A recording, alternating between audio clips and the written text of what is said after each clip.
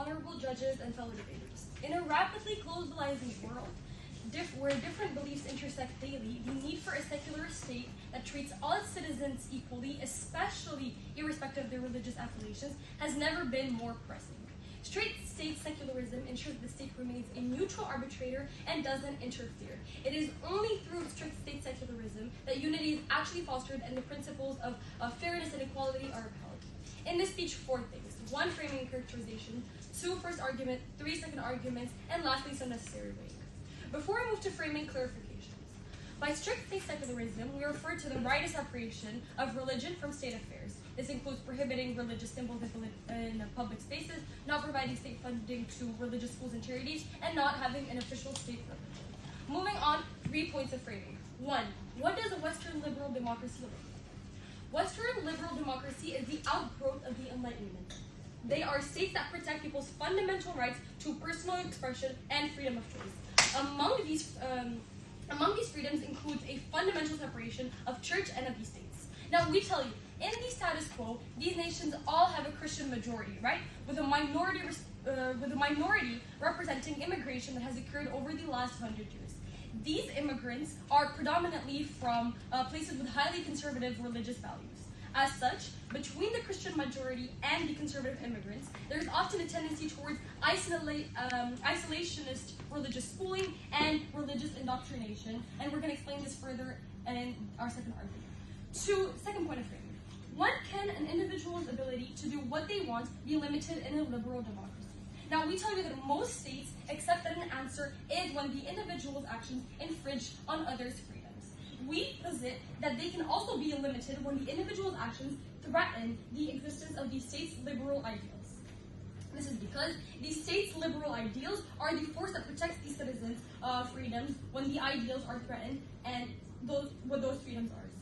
To connect this to religious freedoms, there are 3 general liberties people associate with religion. 1, the right to practice one's religion. 2, the right to choose one's religious belief. 3, the right to avoid the imposition of religious beliefs and practices you do not subscribe to.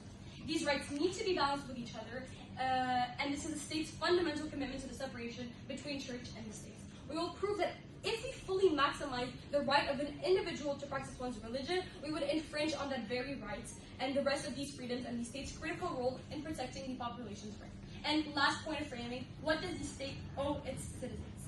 Liberal democracies have a duty to protect their citizens' rights, as laid out in our previous points of framing. This includes protecting their rights to think freely and making their own decisions. As such, any tendency that leads to or would result in any limitation on the people's right to think for themselves needs to be completely removed. This includes the religious indoctrination of children, which we'll go in more in our second argument. Okay, argument 1. Our first argument is on the rise and development of sectarianism. We've talked about how Western liberal democracies are majority Christian, right? By allowing public displays and symbols of religion, the majority of these symbols will inevitably be Christian in their origin. Public institutions like schools, government offices, courts, libraries, etc., should be places where every citizen feels like they're equally respected and represented, regardless of their religious beliefs.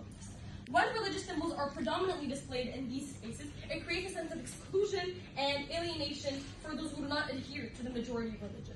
As such, non-Christians, or in this example, are pushed to create religious enclaves in order to find a place where they might be able to practice in the open. As such, we create a situation where the state becomes segregated on religious lines. Muslims move to certain neighborhoods, so do Jews, so do Buddhists, and so on and so forth. As we move, the places they are leaving retain only their Christian population, and so they become ever more outwardly Christian. But on a deeper level, once segregation occurs, sectarianism will be even more reinforcing. People will go outside and see primarily symbols of their own faith. There will even be areas in which they only interact with members of their own faith.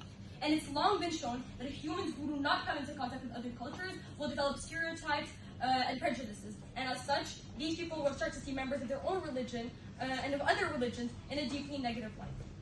But in the worst case, I'll take that later. This leads to extremism in the form of things like radical Islamism and Christian nationalism. But even if it does not reach this point, it still fosters distrust and hatred, and it causes civil strife and conflict overall. But moreover, the historical precedent has shown us the dangers of such divisions. In countries where religious enclaves have been formed, such as Lebanon or Northern Ireland, for example, the resulting sectarianism has led to prolonged conflict and instability for everyone. And this reinforcement of religious identity over national identity creates an environment ripe for conflict, as we have said, as loyalty to one's religious group can serve as the loyalty to the state, and this undermines the national unity that we are all looking for. By contrast, on our side, we tell you this alienation of non-Christian does not happen in our world. This is because this massive outward display of Christian symbols does not exist, and thus religious minorities don't feel like they are not represented in their local areas. But even deeper than that, by eliminating the pervasive display of Christian symbols, religious minorities do not feel underrepresented or marginalized in their local areas. Without the pressure to form religious enclaves, these minorities integrate more seamlessly into the environment and into different, diverse communities. They thus don't feel nearly as much of a need to form one of these, or to be part of these religious enclaves. Before I move on to argument 2, I'll be taking that away. Right.